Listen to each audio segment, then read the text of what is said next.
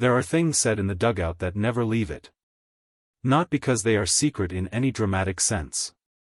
Not because anyone has issued instructions about what can and cannot be shared. But because the dugout has its own code, an unwritten agreement among the people who occupy it that certain moments belong to the game and not to the story that gets written about the game afterward. Mark Pryor knew this better than most. He had lived inside that code as a player. He understood its value as a pitching coach. He knew exactly which details stayed inside the walls and which ones could be offered to a room full of reporters without violating the thing that made a clubhouse function. So when he sat down in front of the media after Roki Sasaki's performance and a reporter asked him, almost as an afterthought, the kind of question that gets asked at the end of a press conference when the obvious questions have already been answered, what Shohei Ohtani had said when Sasaki walked off that mound, Pryor paused. Not because he was deciding whether to answer. Because he was deciding how. To understand why the words mattered, you had to understand what had come before them. Roki Sasaki had entered the game carrying the particular weight that young pitchers carry when the stakes have been clearly communicated and the margin for error has been clearly communicated, and everyone in the building, including the pitcher himself, understands that this is not an ordinary outing. He had been asked to do something difficult. Not just physically. Physically, Sasaki had the tools that made physical difficulty feel manageable. The fastball that arrived with the kind of velocity that gives hitters approximately no time to think. The splitter that dropped out of the zone at the precise moment a hitter's commitment had already been made. The ability to locate, to sequence, to adjust mid-inning when the first plan stopped working. None of that was the difficult part. The difficult part was everything underneath it. The conversion from starter to high-leverage reliever. The recalibration of identity that required. The particular challenge of compressing everything a pitcher had built over years of preparation into a single inning in which one mistake lived permanently in the box score and no subsequent inning existed to dilute it. He had walked to the mound with all of that underneath him. And then he had pitched. Clean. Precise. The kind of inning that looks effortless from the seats and is anything but effortless from the mound. 3 batters. The minimum. Each one handled in a slightly different way that reflected something real about how Sasaki had studied them and made decisions about them before the game had even started. When the third out was recorded and he walked off the mound, the stadium gave him what stadiums give pitchers who have done exactly what they came to do. He acknowledged it in the way he acknowledges things, with restraint, with a slight nod, with the composure of someone who has decided that visible emotion is something to be rationed carefully. And then he walked into the dugout. And Ohtani was there. Mark Pryor described what he saw from his position near the dugout steps. He described it in the careful way of a man who had decided to share the outline of the moment without surrendering its interior. He talked about Sasaki coming in. He talked about the dugout receiving him, the handshakes, the brief exchanges, the particular warmth that fills a bench when someone has just done something that everyone watching wanted him to do. And then he talked about Ohtani. Sho was the first one to him, Pryor said. Before the inning was even completely over, he was already positioned. Like he knew where Roki was going to arrive.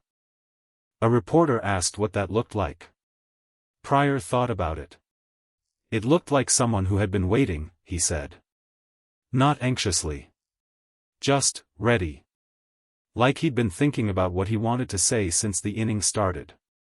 Another reporter asked the question that the room had been building toward since the press conference began. What did he say? Pryor smiled. Not the smile of someone about to deflect. The smile of someone who had decided, somewhere in the walk from the clubhouse to the interview area, that this particular thing was worth sharing. He told him, Pryor said slowly, that he pitched like someone who had been doing this for 10 years. The room absorbed that. And then he said, Pryor paused, the smile holding, he said, now you owe me dinner, because I told you it would go like this. The room laughed. But Pryor wasn't finished. What people don't see, he continued, his voice dropping slightly from the lightness of a moment before, is that those two things together, the serious part and the funny part, that's intentional. Sho knows exactly what he's doing. He validates first. Then he releases the tension. In that order. Always in that order. He leaned forward slightly. That's not instinct. That's emotional intelligence at a level most people never develop. The people who had been close enough to see Sasaki's face in the moment described it in ways that converged around a single detail. His eyes. The composure that Sasaki maintained on the mound, the deliberate stillness, the refusal to let the exterior reflect whatever was happening underneath, had been real. It had been genuine.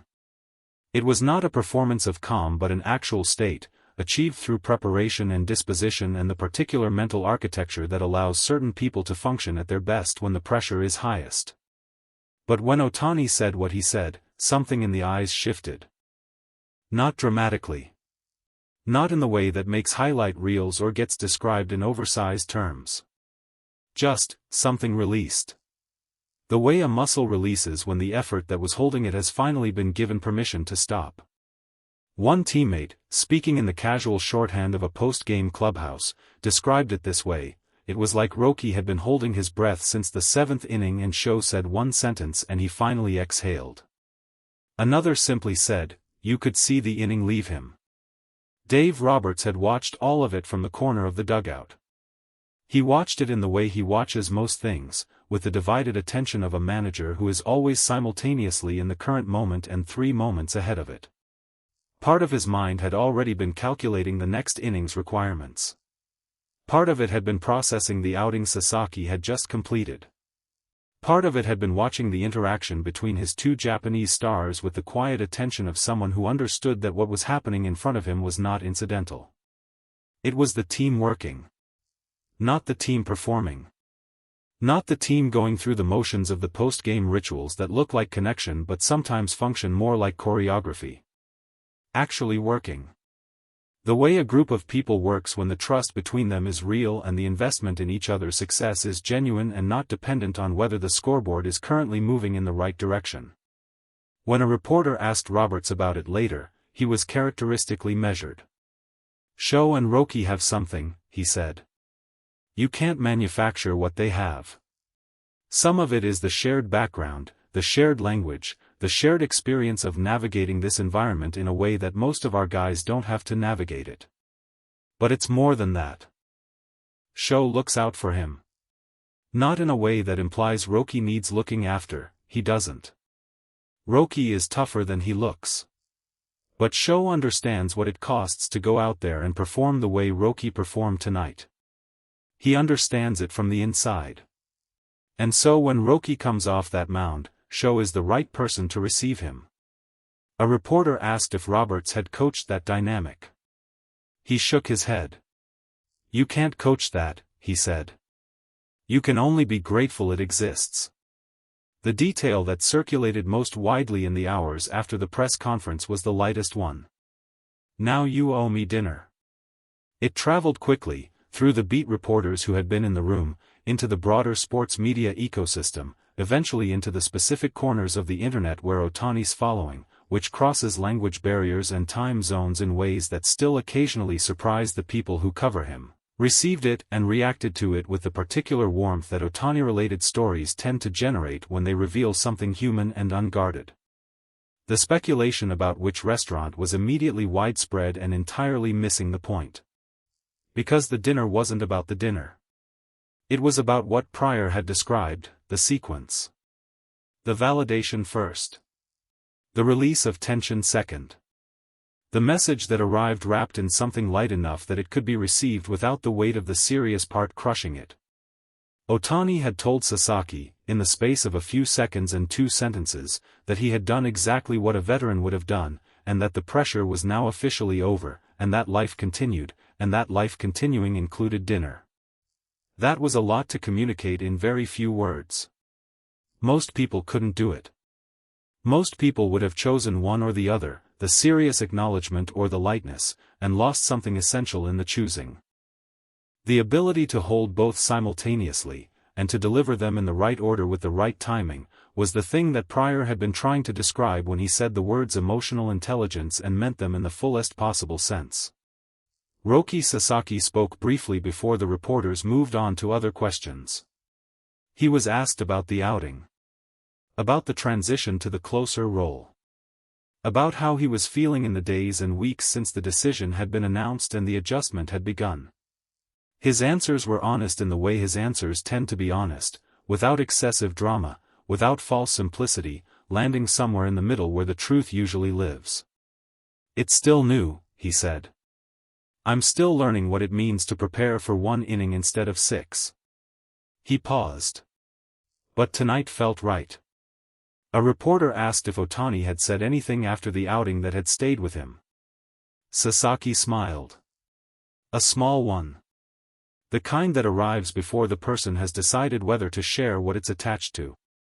He said I pitched like someone who had been doing this for 10 years, he said. He let that sit for a moment. I've been doing this for about 8 weeks. The room laughed. He nodded slightly, accepting the laughter, and then his expression returned to the quiet steadiness that had carried him through the inning and the press conference and everything in between. "I'll keep working," he said. That was all. It was enough. Because in the dugout, a few hours earlier, someone had already told him, in exactly the right words, at exactly the right moment, with exactly the right amount of lightness underneath the weight, that it was more than enough. That it was, in fact, exactly what was needed. And that dinner was now owed.